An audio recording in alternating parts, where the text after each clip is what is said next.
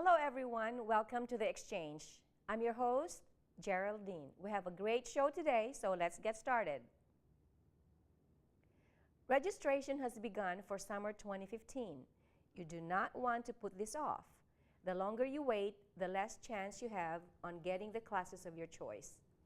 It is super important that you register on time in case you come across a scheduling issue. You will still have time to work it out. You don't want to be last because, let's face it, no one likes to lose. Here joining me from the film department is Professor Hildebrand. Professor, thank you for joining us. Thanks for having me.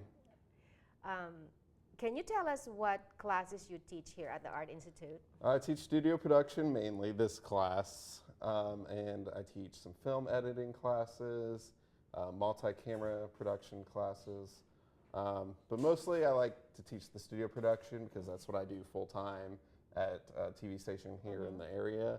So teaching this class is pretty second nature to me.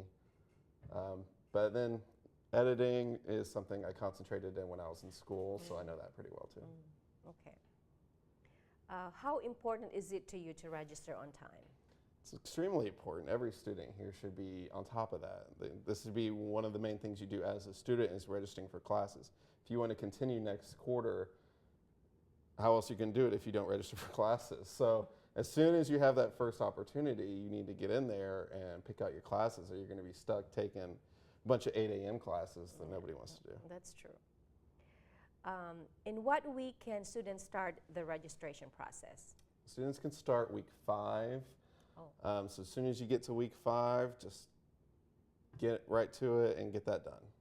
Okay, all right. So what if a student has trouble registering online?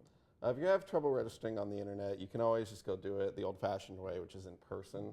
You can go to the admissions office, the registrar's office here at the school, talk to some people there, get everything figured out, talk to Scott Sonnenberg for help if you're in this department, and or else your other department chair, whatever department you're here taking here at the school. But yeah, you can just do it the old-fashioned way, talk to somebody. All right. Coming up after the break, we'll be taking a look at the culinary department.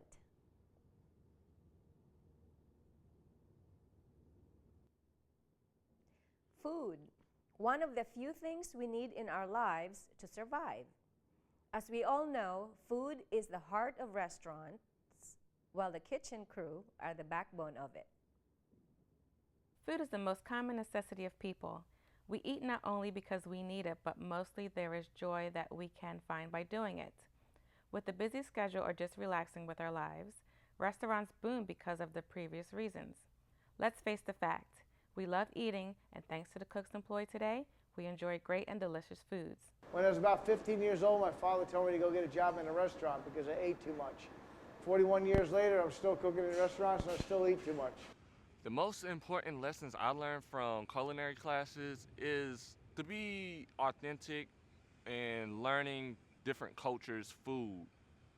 The main duty of a line cook is that they are responsible for the preparation of food before and after cooking, with regards to the standards and recipes of the restaurants, and making sure that they have everything in order, from prepping the food up to cleaning up after cooking. As a cook, of course, line cooks are expected to know that the basic skills on cooking. It is not just a necessity, but also a requirement for this job.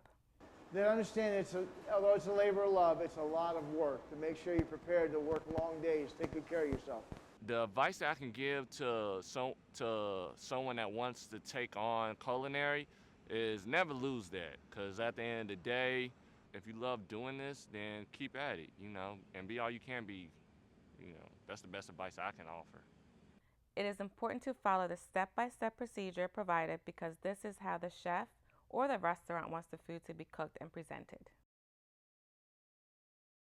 Remember, they are the assistants to the chef, and being the best line cook will be the greatest advantage to step into another level. Coming up, we talk about photography.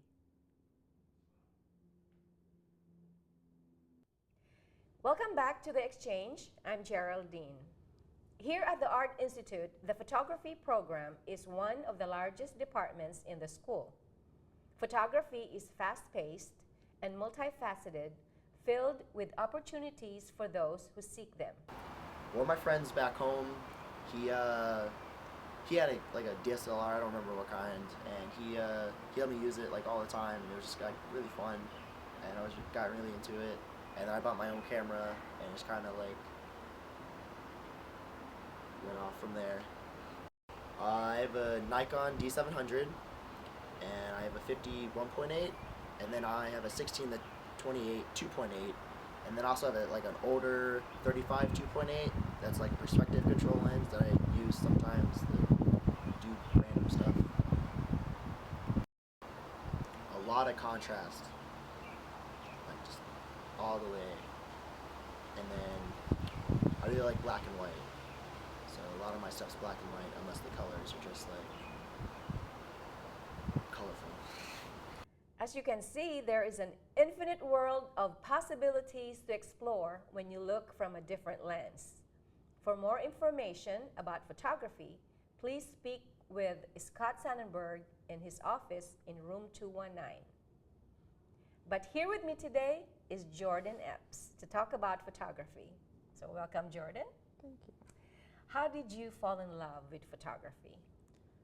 When I was a child, you didn't have many cameras growing up. So when I was 13, my mother bought me a camera, and I learned that you could like freeze time. So I fell in love with that, and people's reactions also helped. What camera setups and what different cameras do you use?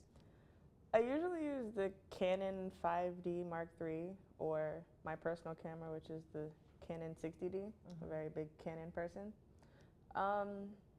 Also, I use mostly an umbrella and a softbox in the front and different lighting for the backdrops to have dramatic or even lighting. How would you describe your personal style? Haven't quite developed one yet. It is a challenge for me right now, trying to develop a way to let people know that it is my work specifically, then what makes me different from other people. I haven't gotten there yet, But you will. but I will. Okay.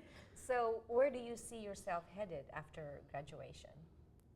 I will be in magazines, top magazines for fashion. However, immediately after graduation, I will do whatever pays the bills. Okay, well, that's not bad. That's all for today's episode of The Exchange. Thanks for tuning in, and we hope to see you guys back here next week.